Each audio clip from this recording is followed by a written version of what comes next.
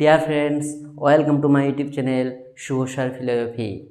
আগের দিনের ভিডিওতে আমরা আলোচনা করেছি নির্বিকল্প ও সবিকল্প প্রত্যক্ষের পার্থক্য বিশদে। আজকে আমরা সেই নির্বিকল্প ও সবিকল্প প্রত্যক্ষের পার্থক্য থেকে যে প্রশ্নগুলি পরীক্ষায় আসতে চলেছে সেগুলো আলোচনা করে নেব। চলো, প্রথম প্রশ্ন রয়েছে, প্রত্যক্ষকে কয়ভাবে ভাগ করা হয় ও কি কি? প্রত্যক্ষকে অন্নম ভট্টাচার্য তার তর্ক সংগ্রহ গ্রন্থে দুভাগে ভাগ করেছেন, নির্বিকল্প আর সবিকল্প। চ্যাপ্টারটার নামই সেই। দেশ জ্ঞানম নির্বিকল্পম, নিষ্প্রকারকং জ্ঞানম নির্বিকল্পম, নিষ্প্রকারকং জ্ঞানম নির্বিকল্পম, দেশ জ্ঞানম সবিকল্পম, সপ্রকারকং জ্ঞানম সবিকল্পম। Very good. বিকল্প প্রকার শব্দের অর্থ বিশেষ্য, বিশেষণ, সর্বনাম, নান। নান মানে কোনোটি নয়।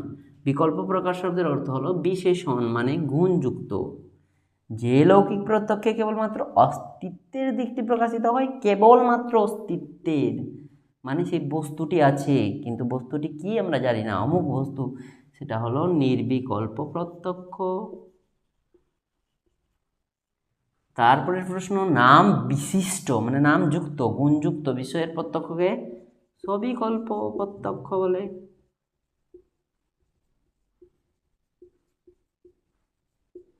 তারপরে রয়েছে নির্বিকল্প প্রত্যক্ষের ক্ষেত্রে প্রমাণ। নির্বিকল্প তো অনুমানের সাহায্যে লাভ হচ্ছে অমুক বস্তু, কিন্তু জানছি না তো কি। সবিকল্প প্রত্যক্ষের ক্ষেত্রে প্রমাণ হচ্ছে প্রত্যক্ষ, তাকে ভালোভাবে দেখছি। কোন প্রত্যক্ষে প্রমাতা কার্যে প্রবৃত্ত হয়? প্রমাতা মানে যিনি জ্ঞান লাভ করেন, প্রবৃত্ত মানে কাজে যুক্ত। কোন প্রত্যক্ষে? সবিকল্প। নির্বিকল্প প্রত্যক্ষে কার্যে প্রবৃত্ত প্রমাতা হয় না, অমুক বস্তু সেটাকে ভালো করে দেখা হয় না।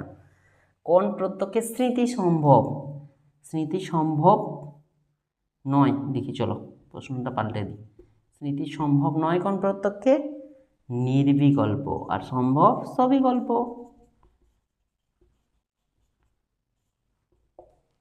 তারপরে ন্যায় দর্শনের প্রতিষ্ঠা, আমি বলবো না এটা, যেহেতু এটা ন্যায় দর্শনের যে চ্যাপ্টারগুলো চলছে, তাই ন্যায় দর্শনের প্রতিষ্ঠাতাকে তোমরা বলবে। কমেন্টে এই প্রশ্নটার উত্তর তোমরা দিয়ে যাও। চলো এটি স্ক্রিনশট করে নিও। এখান থেকে 10টা দিচ্ছি কারণ 2 মার্কস পড়ে, আর এখান থেকে বেশি কিছু নেই ইম্পর্টেন্ট। চলো, ভিডিওটি যদি ভালো লেগে থাকে লাইক শেয়ার করো অবশ্যই, এবং চ্যানেলটি সাবস্ক্রাইব করে পাশে থেকো। Thank you.